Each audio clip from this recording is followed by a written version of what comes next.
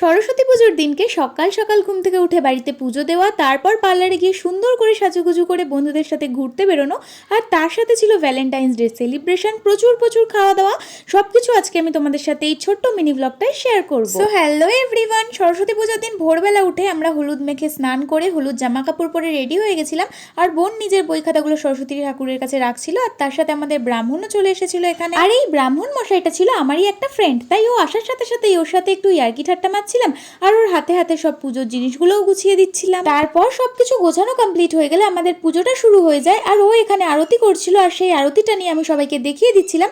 আর সরস্বতী পুজোর দিনকে পাড়ার সব ভাইরাও এসেছিল আমাদের বাড়িতে অঞ্জলি দেওয়ার জন্য, তো আমি সবাইকে এখানে অঞ্জলি দেওয়ার জন্য হাতে ফুল দিয়ে দিচ্ছিলাম, আর তারপর আমাদের অঞ্জলি দেওয়া শুরুও হয়ে যায়।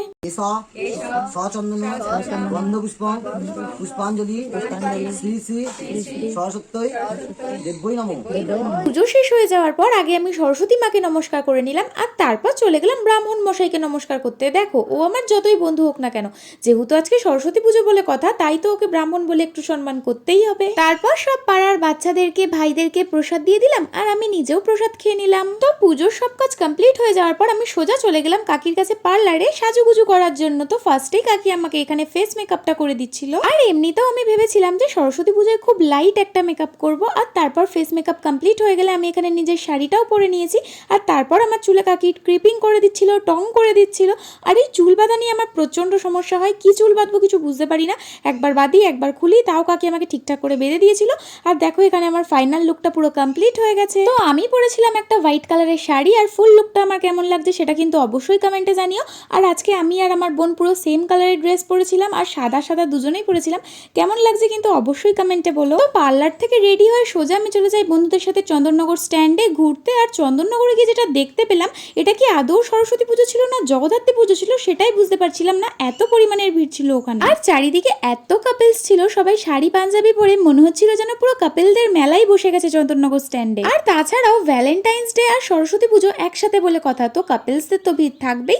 তারপর আমরা চন্দননগর স্ট্যান্ড থেকে বেরিয়ে সোজা চলে গেলাম চন্দননগরের ডুপ্লেক্স কলেজের ভেতরে। তারপর আমরা কলেজের ভেতরে ঢুকে দেখি কলেজের ভেতরের ঠাকুরটা তো বেশ সুন্দর করেছে, তাই সেখানে দাঁড়িয়ে কয়েকটা ফটো ভিডিও এইসব করছিলাম। আর চন্দননগর কলেজের ঠাকুরটা দেখতে গিয়ে আমরা দেখলাম ওখানের মিউজিয়ামে ঢোকার জন্য অ্যালাউ করছিল, তাই আমরা 5 টাকা করে টিকিট কেটে চলে গেলাম সোজা মিউজিয়ামের ভেতরে। আর এই দেখো এখানে আমার সব বন্ধুরা চলে এসেছে, তো সবাই মিলে আমরা চলে গেলাম সোজা মিউজিয়ামের ভেতরে।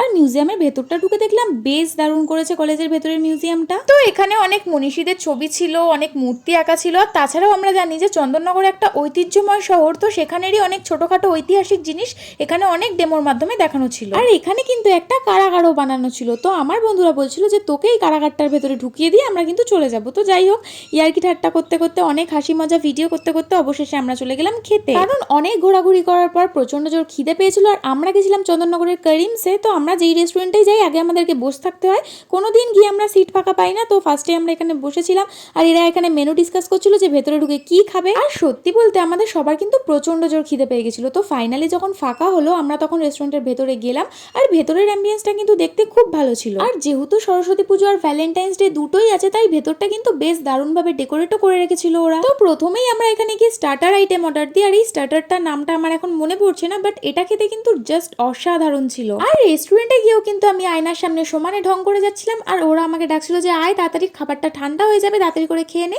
তো স্টার্টার আইটেমটা খাওয়ার পর আমরা সোজা চলে গেলাম মেন কোর্সের দিকে। আর মেন কোর্সে অর্ডার করেছিলাম নান, চিকেন হান্ডি আর লাচ্চা পরোটা, বাট লাচ্চা পরোটাটা এরা একদম ভালো করতে পারিনি, তো পুড়িয়ে দিয়েছিল, কিন্তু চিকেন হান্ডি আর নানটা বেশ ভালো খেতেই ছিল। আর এখানে যে চিকেন হান্ডির ফ্লেভারটা ছিল এটা জাস্ট টু মাচ গুড ছিল, আমার তো খুব ভালো লেগেছে। তো খাওয়া দাওয়া করে আমরা বিল পেমেন্ট করে তারপরে লাস্টে খেয়ে নিচ্ছিলাম মৌরি। তো মৌরি খেয়ে আমরা চলে গেলাম রেস্টুরেন্টের বাইরে। সরস্বতী পুজোর মিনি ব্লগটা আমি এখানেই শেষ করছি। ভিডিওটা ভালো লাগলে অবশ্যই একটা লাইক করে দিও। চলো টাটা।